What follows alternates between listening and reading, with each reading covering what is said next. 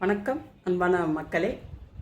நான் நிறைய குழப்பத்தில் இருந்து, ரொம்ப துன்பத்தில் இருந்து, ரொம்ப கஷ்டத்தில் இருந்து என்னுடைய செயல்பாடை நான் வெளிப்படுத்தணுன்றதுக்காக ஒரு 2 வீடியோ நான் போட்டேன்.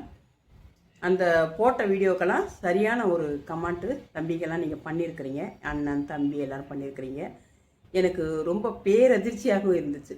ஏன்னு கேட்டிங்கன்னா, நான் இன்னொரு சேனல் ஒன்று வச்சுருக்கிறேன். அது ஒரு வளர்ந்து வந்த சேனல் தான். அந்த சேனலில் நான் லைவ் போடுவேன்.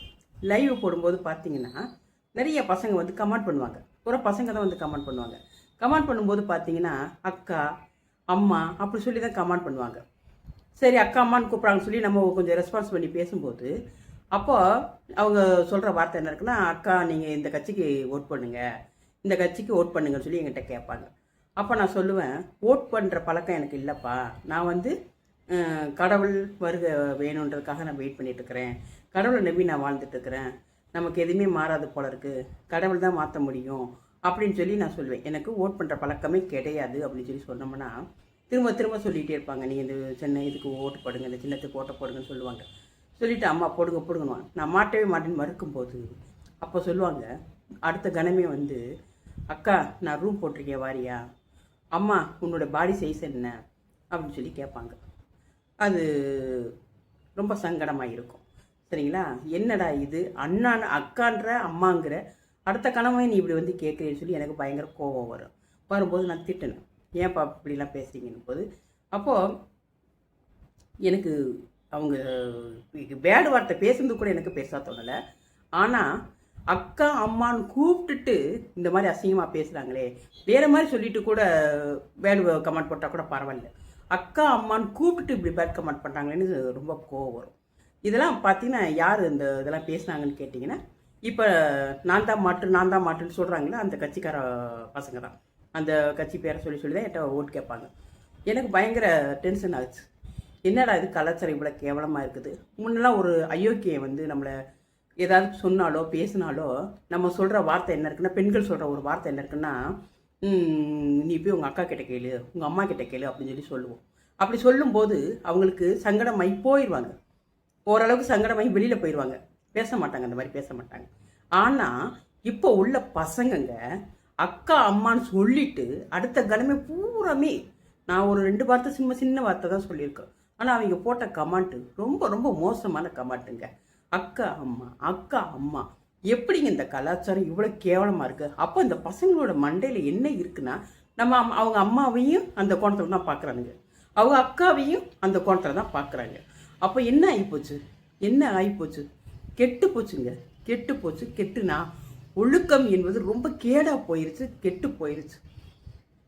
அம்மாவும் தெரியல, அக்காவும் தெரியல, போச்சு. சரிங்களா? இப்போது சத்தியமாக சொல்லுறேன், அந்த கட்சியில் இருந்த பசங்களுக்கும் இப்போ நாம் தமிழரை நான் பேசுனதுக்கப்புறம் தம்பிகள் பேசுகிற பேச்சுக்கும் அவங்களோட கருத்துக்களும் ரொம்ப ரொம்ப ஒரு சந்தோஷத்தை கொடுக்குது. உண்மையிலே எனக்கு ஒரு சந்தோஷத்தை கொடுக்குது. ஏன்னா என் வாழ்க்கையில் நான் பார்த்து வந்த விஷயங்கள்லாம் கசடராக தான் இருந்திருக்கு. எல்லாமே ஒரு சரியான ஒரு பாதை இல்லை. ஒழுக்கக்கேடு ரொம்ப கெட்டு போயிருந்துச்சு, எதை பார்த்தாலும் தவறாக தான் இருந்துச்சு. ஆனால் நாம் தமிழர் பாருங்கள், எவ்வளோ அழகான செடிகளை வளர்த்துருக்குறாங்க, எவ்வளோ கதிரை அழகாக வளர்த்துருக்காங்க. அவங்களுக்கு கமெண்ட் பண்ணுறவங்களே அவ்வளோ தெளிவாக இருக்கிறாங்க. ஒருத்தவங்களுக்கு கமெண்ட் பண்ணும்போதே அவ்வளோ தெளிவாக கமெண்ட் பண்ணுறாங்க. அப்போ அவங்களோட உள்ளே போகும்போது அது எவ்வளோ ஒரு ஒழுக்கமாக இருக்குன்றதை யோசிச்சு பாருங்கள். அங்கே தாங்க உண்மை இருக்குது, சத்தியம் இருக்குது. நான் உண்மையை சொல்லுறேன். கண்டிப்பாக கடவுள் உலகத்தை மாற்றணும்னு நிறைய தடவை என்கிட்ட உணர்த்தப்பட்டிருக்கு. சரிங்களா? உலகம் மாறப்போகுது, உண்மையான கடவுள் மாறப்போகுதுன்னு சொல்லும்போது நான் நம்பலை. யார் மாறுவா? பச்சை பிள்ளை கூட சொன்னபடி கேட்க மாட்டாங்க. பச்சை பிள்ளை கூட நம்ம சொல்கிறத கேட்க மாட்டோம்னு பேச்சை உட்காந்து கேட்க மாட்டேங்க அப்படின்னு நான் நினச்ச இந்த நேரத்தில் ஒரு விஸ்வரூபமாக அந்த சீமான்ற ஒரு சக்தி, அவரோட பேச்சு, அவர் விதைச்சி வச்சிருக்க சின்ன விதை முதற்கொண்டு பேசினா கூட கேட்குறதுக்கு ஆளு உட்காந்துருக்குறாங்க. ஏன்னா அவ்வளோ கருத்து, அவ்வளோ ஒரு சக்தி இருந்திருக்குது. சரிங்களா? அவர் அவ்வளோ அழகாக அதை பூரா செதுக்கியிருக்காரு. எல்லா விஷயத்தையும் ஒன்று போல் அழகாக செதுக்கி கொண்டு வந்திருக்காரு. இதெல்லாம் ஏன் நடக்குதுன்னு பார்த்தீங்கன்னா, கடவுள் ஒரு விஷயத்தை மாற்ற முடிவு பண்ணிட்டார். அதை சீமான் என்கிற ஒரு சக்தியை கொண்டு மாற்ற போகிறார். அதனால தான் இப்போ உண்மையிலே நான் சொல்கிறேன், சாமின்னு பேசும்போது எல்லோரும் கையெடுத்து கும்பிடுவாங்க. கடவுள்னு சொல்லும்போது கரிச்சு துப்புவாங்க. ஏன்னா கடவுள் வந்து உண்மையான கடவுளை வந்து யாருமே இன்னும் நம்ம காங்கலை. சாமி என்கிற ஒன்றை தான் நம்ம கும்பிட்டுட்டு இருக்கிறோம். இப்போ அந்த கடவுள் உண்மையான கடவுளை சொன்னாலே எல்லாரும் திட்டத்தான் செய்கிறாங்க. அப்படி தான் கடவுளோட செயல்பாடு தான் சீமான்ற அந்த ஒரு மிகப்பெரிய சக்திகிட்ட இருக்குது. சரிங்களா? கடவுள் விஷயத்தை மாற்ற போகிறாரு, உலகத்தை மாற்ற போகிறாரு, நல்ல ஒரு பசுமையான உலகத்தை மாற்ற போகிறாரு. அது யாரை கொண்டு மாற்ற போகிறாரு நான் ரொம்ப நாள் தவிச்சது உண்டு. அது இப்போ தான் தெரியுது. நாம் தமிழரில் இருக்கிற சீமான் என்கிற அந்த அண்ணனோட செயல்பாட்டை பார்க்கும்போது, ஒவ்வொன்றும் பார்க்கும்போது, ஒவ்வொரு கருத்தையும் பார்க்கும்போது, அவர் செய்ய போகிற ஒவ்வொரு செயலையும் பார்க்கும்போது நான் ரொம்ப பிரமிச்சு போயிட்டேன். ஆமாம், கடவுள் செயல்பட்டுருக்காரு, பூமியை மாற்ற போகிறாரு. ஏற்கனவே வந்து பாவம் அதிகமாக இருந்தப்ப இயேசு கிறிஸ்து வந்து தன் உயிரை விட்டுட்டு போயிட்டார். இப்போது அதர்மம் அதிகமாக இருக்குது. அப்போது அதர்மக்காரர்கள் இயேசு கிறிஸ்தை அடித்து நொறுக்கி அள்ளி கொன்றாங்க. அதற்காக தன்னை இழந்து இயேசு கிறிஸ்து மக்களுக்கு பாவத்திலிருந்து விடுதலை கொடுத்தாரு.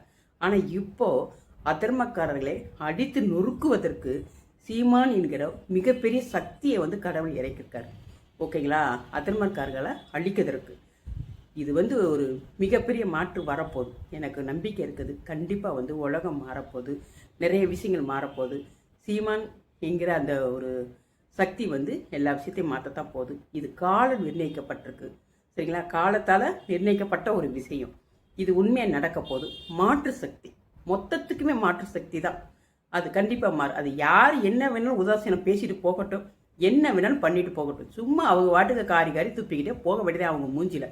அது வந்து நாம் தமிழர் கட்சியை எதுவுமே சேதப்படுத்தாது. இன்னும் பாருங்கள், இன்னும் ஒரு 5 ஆண்டுகளில் நாம் தமிழர் கட்சி மட்டும்தான் மெயினாக வரும். அது வந்து மிகப்பெரிய அளவில் நம்மளோட தமிழ்நாடு மாறும்.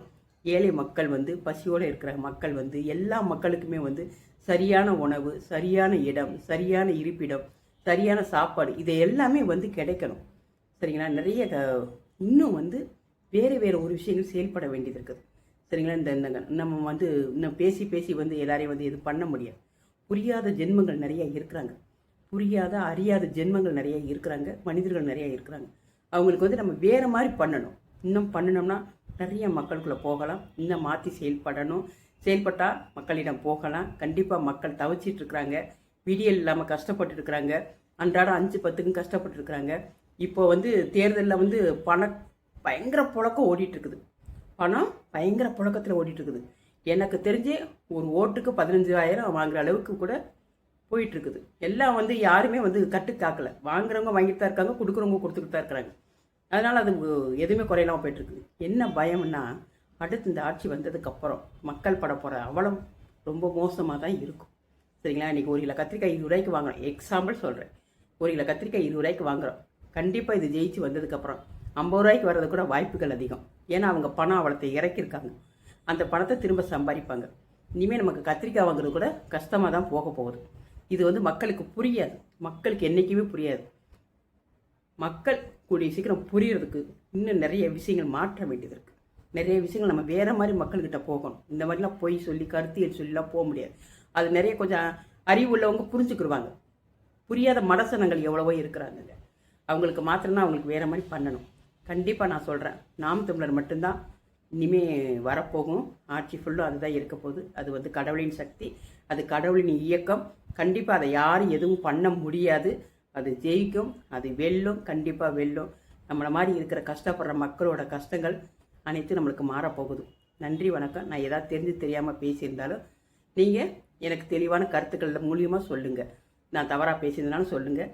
இல்லை சரியாக தான் இருக்குன்னா எனக்கு நீங்கள் ஒரு பேசுகிறதுக்கான ஒரு வாய்ப்புகளை கொடுங்க. நன்றி, வணக்கம்.